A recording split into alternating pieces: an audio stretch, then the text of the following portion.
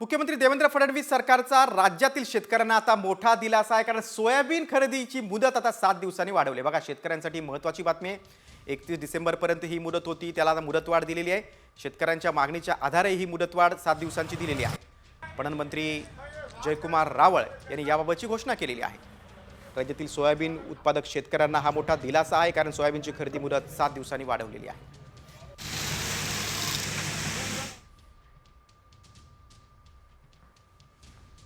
मुख्यमंत्री देवेंद्र फडणवीस सरकारचा राज्यातील शेतकऱ्यांना आता मोठा दिलासा आहे, कारण सोयाबीन खरेदीची मुदत आता 7 दिवसांनी वाढवली। बघा, शेतकऱ्यांसाठी महत्त्वाची बातमी आहे। 31 डिसेंबरपर्यंत ही मुदत होती, त्याला आता मुदतवाढ दिलेली आहे। शेतकऱ्यांच्या मागणीच्या आधारे ही मुदतवाढ 7 दिवसांची दिलेली आहे। पणन मंत्री जयकुमार रावळ यांनी याबाबतची घोषणा केलेली आहे। राज्यातील सोयाबीन उत्पादक शेतकऱ्यांना हा मोठा दिलासा आहे, कारण सोयाबीनची खरेदी मुदत 7 दिवसांनी वाढवलेली आहे।